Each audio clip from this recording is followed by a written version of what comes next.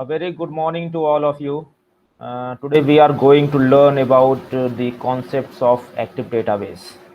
It's a very important topic in database management system. So first we will start with what is active databases. So sometimes in the database, we have to we have to have some rules that are automatically triggered by some event. So in such kind of databases, we have to have some active rules. So when there is automatic triggered of some rules in the database, this kind of database is known as active database. In active database, in simple term, we can say that in active database, the rules are automatically triggered, the rules are automatically initiated because of any event. We don't need to perform a separate we don't need to apply different kinds of rule. We don't need to apply different kinds of codes to perform any kind of event or any kind of processes. So active rules are the rules that are automatically triggered by some event in the database. Such kind of database is known as active database. Okay, so the event condition action in such active databases, we have to have some event condition action. In that, we have to write the code. We have to perform any kind of action having three components, that is event, the condition executed, and the action. Under event, we have to define some event that may occurs because of the triggering a rule. The condition is used to check to see if the rule should be executed, and action is the action to be taken. So for such kind of active databases, we have to define the event, then we have to see whether the rule is executed or not, and what are the actions are taken during that execution. Okay, so event may be any process, event may be any kind of insert process, update process, or delete process. Okay, so when we talk about event, event may be of two types. It may be isolated event, or it may be transaction or the chain reaction. Okay, so we have to define whether we are going to start with isolated event or we are going to start with some chain reaction. We need to perform any event by having insert option, update option, or delete option. Then second important term is event granularity. Event granularity may be of two types. It may be having some row level, that is tuple. As we know that the number of rows in a table is known as tuple, and second one is statement level. In that, we have to define some statement. We have to see whether we have provided the accurate, we have provided the right statement for the automatic triggering of that event or not. Now moving to the next slide. Condition is very important. When do you consider the condition? When we are going to consider the condition, it is very important whether we are having the immediate condition or deferred condition or detached condition. In case of immediate condition, we have to perform a event. We have when the event happens. For immediate condition, we have to check when the event happens. Deferred condition at the end of a transaction, and detached condition in a separate transaction that is spawned by the trigger. So condition may be of T types, that is immediate condition, deferred condition, or detached condition. Okay, so immediate consideration of that condition maybe have three different types: before, after, or instead. Before the event occurred, after the event occurred, or instead of the event occurred. So in case of before the event occurred, when we are going to consider the immediate action before the event, then it will be having some before event consideration or before immediate consideration, that will have some date modification. In that, we have some date modification, or we can modify our date after event consideration or after immediate consideration. We have to have transaction log, and instead of immediate consideration includes the view. Oracle uses this model. Oracle is a database management system. Oracle is a, you can say it's a structured query language, and they use this immediate consideration having three flavors, that is before, after, and instead of. Now, what is deferred consideration? In deferred consideration, we have to check all the conditions at the end of a transaction. And in deferred condition, we could have transient data that you don't want to trigger an event. For example, two students switching the classes. So deferred consideration may have some transient data that do not want triggering an event in case of the data set having, in case of we are having the data set in which the two students are switching the classes. So such kind of consideration, in that case, such kind of consideration is known as deferred consideration, and we don't have you don't want we don't have to trigger an event. Okay. This is the syntax that can be used for triggering any event in the SQL language. So first we need to create the trigger event. We need to create a trigger name. Then we have to define whether it is happening before, after, and under that we have to check, and we have to define the event on table, means what kind of event we are going to perform, what kind of event we are going to trigger on which table. Then we can provide the reference to the LRs table, the table or the list in that table. And from each row statement we have to then define the which row is going to participate in the event, in the triggering of that event, and when condition may be required, we need to define some condition. Then we can run that syntax to perform any trigger, to start a triggering of an event. Okay, this is another syntax which is used by the Oracle. Okay, Oracle is also a kind of structured query language. It's a different programming language. They use different syntax for creating or for triggering any event. We will start with create a trigger name, then we will define before and after event or instead of. Then we can select any operation, whether delete, insert, or update from the column list of that table. We need to define the table from that table. Then we need to define the column, on which column we are going to perform any operation, whether delete, insert, or update. Then we can have some referencing, then old as old variable, new as new variable, and for each row we can have when condition, and then we can trigger the operation, we can trigger the event by PL/SQL body. Timing options. Timing option is very important. It is very important in before, after, and instead of process. Before the triggering event makes any changes to the database, you can alter the triggering event. After executing the triggering event is processed, we cannot alter the triggering event. And instead of, in case of instead of, uh, we have to do something other than the triggering event, and it's a map and insertion on a view to physical table. So this is the timing option, and it can be done for before, after, and instead of processes. Triggering statement can be written in this way, that is, we have to select first the option, first the process operation, that is delete, insert, and update, the type of the SQL statement that fires the trigger body, and the name of the table, and update can limit the firing scope to just the columns. So for triggering an statement we have to follow these three steps. First, we are going to define the type of SQL statement that will be used to fire the trigger, then the name of the table from where we are going to retrieve the database, that is database management system.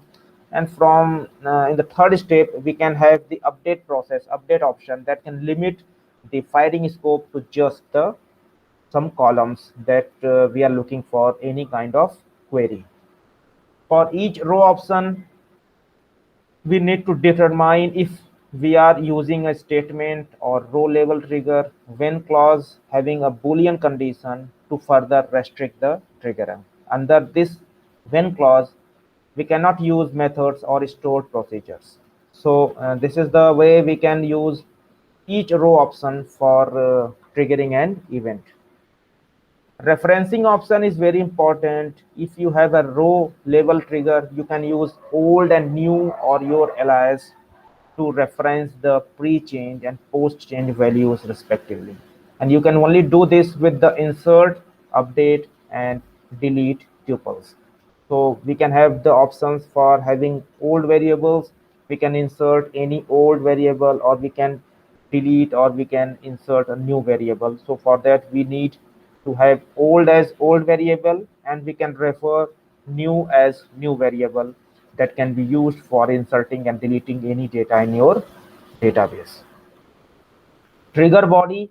The trigger bodies can contain data manipulation language statement that includes the insert, delete, and update command.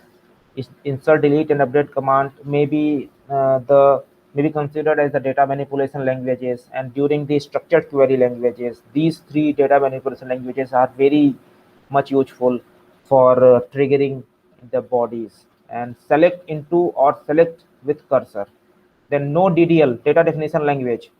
Data manipulation language is important, and again there is no requirement of any data definition languages.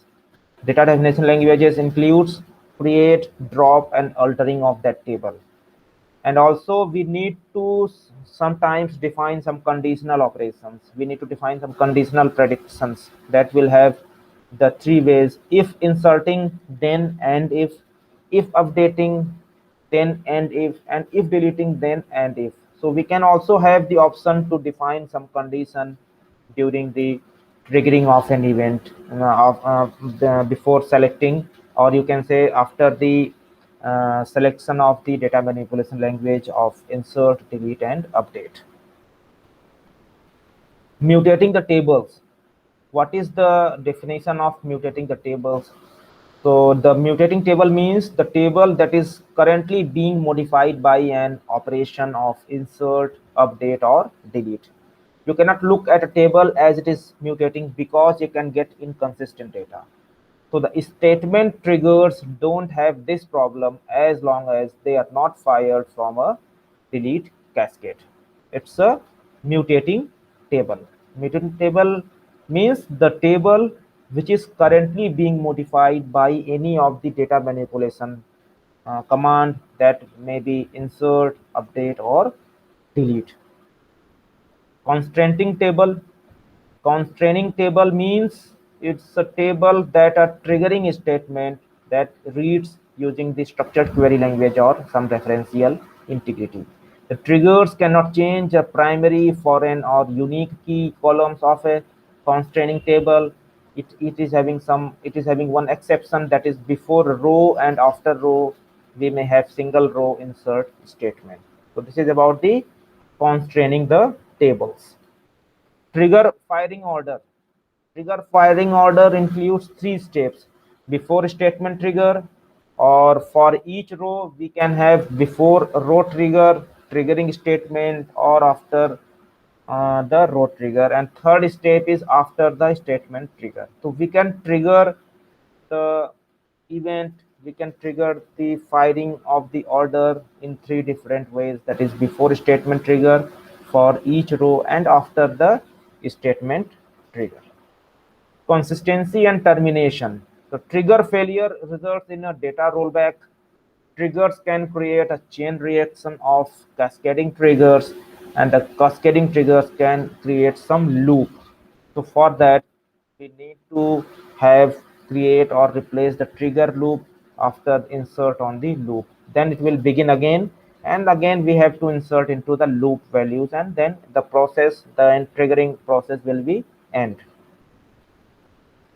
So now what are the constraints during the triggering of the active databases? So for that, integrity constraints. Integrity constraints may have two types of keys, that is relational key or foreign key. In relational key, we have a list of attributes like foreign key and secondary key. Foreign key is primary key is a unique key, and secondary key is a unique. Foreign key, primary key and secondary key are unique. Foreign key having some interrelationship, that is the relationship between the row 1 and row 2. It's a referenced attribute in row 2 that must be have some unique values, that is a also known as primary key. The values of the foreign key in row 1 must appear in row 2. For example, foreign key and reference key, we have to define the attributes of the foreign key and attributes of the reference table. So this is the integrity constants that is very much important in active databases. Enforcing the foreign key constants. The foreign key constants having three enforcement like reject violation, cascade, and set null. Under reject violation, we have to insert in row 1 some tuple values who is not in the row 2, that is rejected. Then we have to update in the row 1 that is having some tuples whose values is not in row 2, that will also be rejected, and delete in the row 2 at in some tuple whose values is in R1, that is rejected. Update in R2 some tuple whose values changed and the old value appear in some tuple, that is rejected. Cascade is a process of the changing in the R2 that will be updated to R1, that will be having some delete in R2 some tuples whose values is in R1, that is tuples with their corresponding value are deleted in R1. Update in R2 some tuple whose values changed and the old value appear in some tuples. And set null is the process in which we have to change in R2 that will be updated to R1, that will delete in R2 that will have some tuple values whose values is in R1 and that are set to null. And then we have to update in R2 that is having some tuple whose values changed and old values appear in some tuple R1. So the values are set to the null. Attribute based constants, IC. In some cases we need to use attribute based constants, which is known as IC. So it's a null values that is prohibited, for example not null, and then we have to check the attribute based values that where the continuity can be, where the condition can be anything that can occur in a SQL structured query language. In that case we have to select from the table where condition is applied, and then we can use it for different application. The tuple based constants having the same as attribute based. So there are two kinds of attribute based constants, that is attribute based constants and tuple based constants. IC, schema level based. Then we can also having the constant based on schema, that is having some assertions. Assertions is a boolean valued, that is SQL expression that must be true at all time. For example, we have to create some assertion, we need to define the name, then we can check the condition, and under that name of the assertion we need to check the condition, that is condition that can occur in the structured query. From in the condition we must be true at the time the assertion is created, and we must remain true all the time. So this is the schema based constraint in the active database. Schema level based triggering, we can also perform the triggering based on schema, that will having some element of the database schema. And the general form of such kind of triggering that is based on schema level is on event, if condition then action. So we have three. It's a kind of loop, it's a kind of conditional operator that is having on, if, then event. Event request to execute the database operation. Condition predicts the evaluated on the database statement, and action execution of the procedure that might involve database updates. For an example, on updating maximum course enrollment, if number registered is greater than new maximum enrollment limit, and then we have to deregister the students using the LIFO policy. This is all about the schema level based triggering. Trigger details. Triggers may be of two types: activation and consideration. In activation, that is occurrence of the event, and consideration means the point the after activation when condition is evaluated. It may be immediate or deferred when the transaction request is started to be committed, or condition that might refer to both the state before and the state after the event occurs. This is about the trigger details. Execution in the triggering. During the triggering process, what is the meaning of execution? Execution is a point at which action occurs. that will have the deferred consideration, that is execution is also deferred.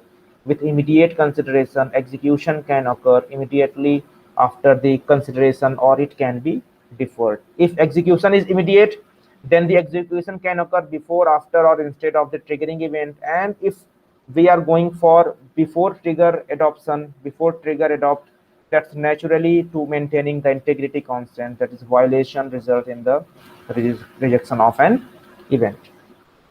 Okay, this is about the trigger details. Granularity means the granularity of the two types in the triggering event, that is row level granularity. It includes the change of a single row is an event. It's a single update statement that might result in the multiple events. Statement level granularity, it's an event that are the statement, a single update statement that changes multiple rows in a single event. Multiple triggers means how should a multiple triggers activated by a single event that may be handled. So for that we have to evaluate one condition at a time, and if true, immediately execute action, or evaluate all conditions then execute the actions. The execution of an action can affect the truth of a subsequently evaluated condition, so the choice is significant in case of multiple triggering option. Now, how to perform triggering in SQL, structured query language. So for that, we need to have three options. We need to have three steps, that is event, condition, and action. Under event, we need to define any data manipulation language like insert, delete, or update statement, or we need to change to the individual row that is caused by these data manipulation events, or DML. Condition, under condition, we need to uh, have anything that is allowed in a where clause. And action, under action, it's an individual structured query language statement or a program, or you make it a structured query language. It's a code written in the programming language or procedural stored molecule, that is PSM, which can contain embedded structured query language statement. So triggering in SQL may be done in three different steps, may be done in three different processes, that is events, condition, and action. Now moving to the next slide.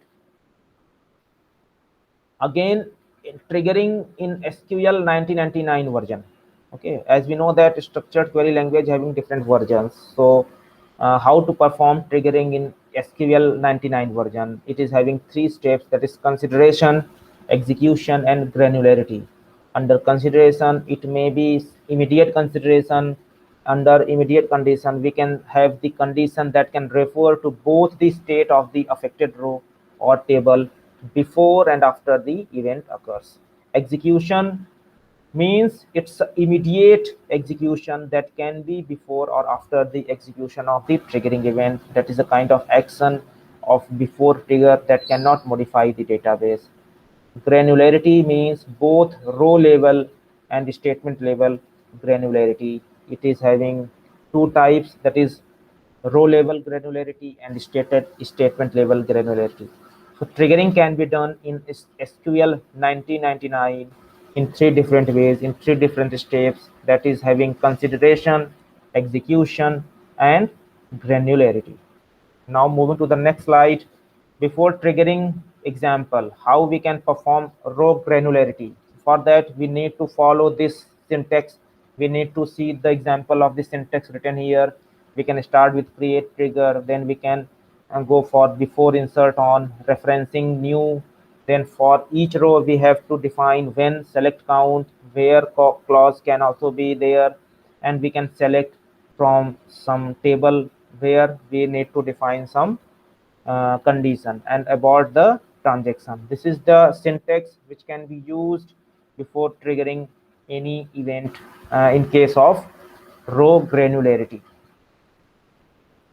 After trigger, we can also have different syntax, like starting with create trigger, then after update of the salary, referencing old, then for each row when update set salary where id. Note the action itself is a triggering event, but in this case a chain reaction is not possible. So this is the way, this is the sample code, this is the sample syntax that can be used after triggering an event in case of row granularity.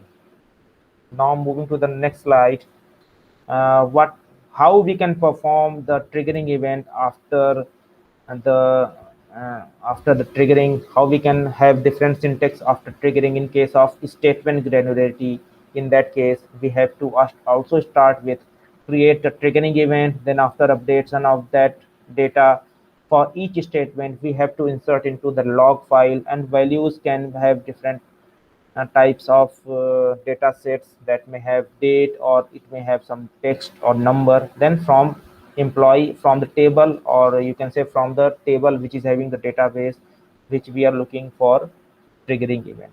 So this is the way we can use the active databases for triggering an event automatically. There is no need of any specific programming for such kind of active databases for triggering any event. Thank you very much for today's class, and we will meet again for next class. Thank you.